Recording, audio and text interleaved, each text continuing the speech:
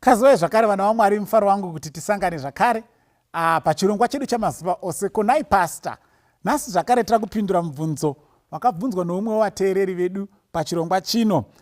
Regai tibva tangouverenga sezvawakanyorwa uchiita. Anoti iye, kufa mutemo waMwari here kana kuti pamwe pacho ndisatani? Abvunza ari kuti pese pangofa vanhu toti here ndiMwari, pese pafa vanhu ndiMwari, kana kuti dzimwe ndifunoti apa panenge pafambawo satani zveshuwa. Now ndifunga changoverenga mavhesi anga angoite 4 kana 5 anopindura mubvunzo iwowo directly. Nditika pekutanga ndira kuti tiwirirane kuti Mwari ndiye anotarira vanhu mazuva ekurarama. Job chapter 14 inodaro.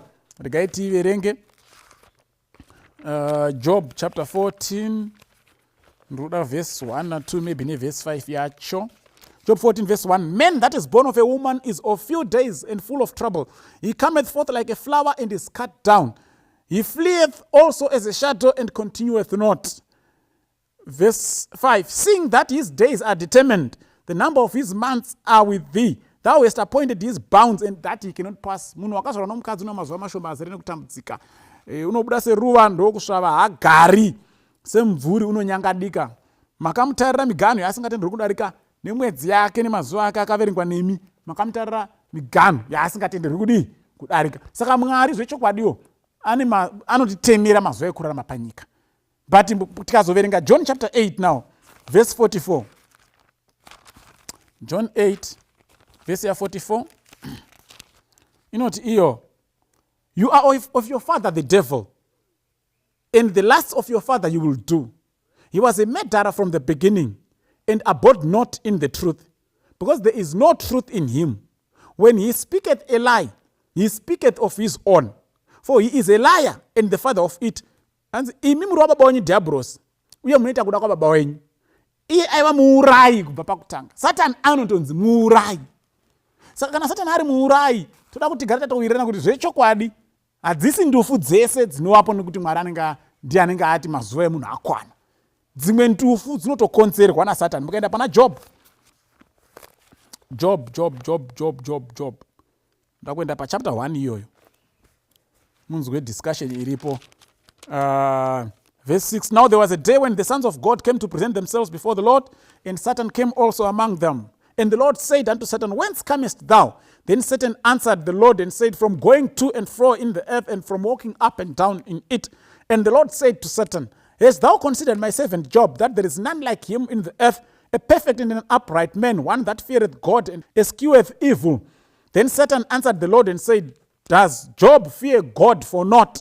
Hast thou not made a hedge about him, and about his house, and about all that he has on every side? Thou hast blessed the work of his hands, and his substance is increased in the land. In other words, argument ya Satan ndeyekuti Job ari kunamatai because ane zvinhu ende zvinhu zvacho muri kuzviprotect. Iye wacho makamuprotect. Kuda kuti dai pasina hedge iri kutaurwa, Satan aigona kutodhila naJob. Ndosaka muchiona mukazoverenga, the Lord said to Satan, behold, all that he has is in your power.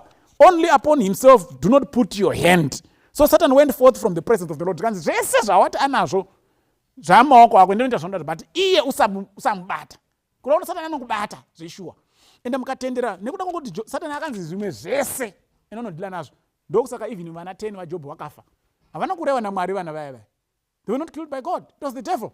Because paakangotenda kuti zvimwe zvese zvinonzi zvaJob inonodhila nazvo. Even his children died on that day. All his property yaJob yakadestroyeka on that day. Saka ichokwadi kuti Satani dzimwe ndufu zveshuwa anouraya, but zvaanoita anosiya akanda chitupa chakanzi Mwari, vanhu vofunga kuti ndiMwari auraya munhu. Iye anenge atori Satani auraya. Regai ndipedze ndichidai song. Nekuda kwezvandatotaura izvi, pane mumwe saka nhai pasa tiri safe here manje. Regai ndichiverenga kuna mapisarema 91 verse 2 to 5 verse 10 na 11. Mapisarema 91 verse 2 to verse 5. I will say of the Lord, he is my refuge and my fortress, my God. In him I will trust. Surely he will deliver thee from the snare of the fowler and from the noisome pestilence. He shall cover thee with his feathers, and under his wings thou shalt trust. His truth shall be thy shield and buckler. Thou shalt not be afraid for the terror by night, nor for the arrow that flieth by day. Verse 10. There shall no evil befall thee, neither shall any plague come nigh thy dwelling. For he shall give his angels charge over thee, to keep thee in all thy ways. Chaunongoda bedzi munhu waMwari kuita saJob ari kunzi ainzvenga zvakaipa aitya Mwari. Kana tikagona kuva vanhu vanotiza zvakaipa tichitya Mwari tichiteerera Mwari, God will bring in all the forces of heaven to protect us from the hand of the devil. Asi kana tikasateerera Mwari takonzera kuti ruzhowa runouya runounzwa naMwari rupwanyike. Satani nemadhimoni vanoita dambe pamba penyu munopera. Saka chakakosha vana vaMwari is to make sure that we live a life that is dependent on God. We trust God, we obey God, and his hedge is about us. Kana tangodaro Satani hagoni kutiuraya, hagoni kutibata, because tinenge tine protection yedenga. Asi kana tikabvisa tega protection yedenga, idi Satani muurai. Mwari akukomborerei. Amen.